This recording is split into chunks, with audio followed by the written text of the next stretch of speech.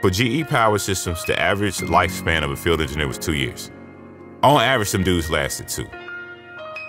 I lasted 5. They said if you lasted at least 7, you was gonna be a field engineer for a lifetime.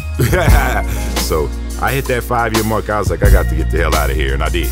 But it was one of those things where at that 5 years, that tightness in my back, or that muscle that I was feeling going across my back, man, that was stress. I didn't realize it, but that was stress. Because the minute I turned them keys in, like I had been dealing with that for like 6 months, where I was just like, my back, it was just tight. I remember like going to chiropractor. I'm like, I need to get an adjustment. You know, I'm having people look at my back. Is there, you know, nah, it's just like, you just need to relax. And that's what they kept saying, it's just stress. You just need to relax. But I never had stress to the point where I had a physical thing happening to my body that just wouldn't go away, you know what I mean? And I'm like, what is this? You know, what is this, you know, this feeling across my back? So when I turned the keys to the car in and I decided to walk away from that job, I probably instantly became 6 inches taller.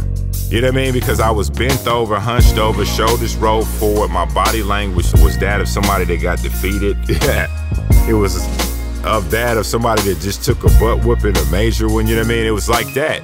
And I walked away, and I remember thinking, I was emotional, and I remember thinking I would never, ever let a company get me like that again. I will never allow them to abuse me like that. I'll never let them get me like that.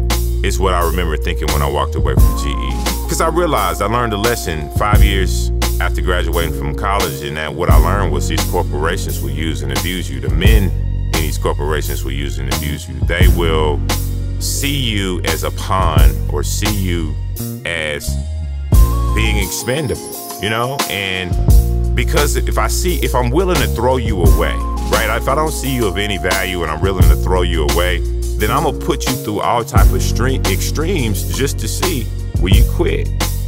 Will you crack?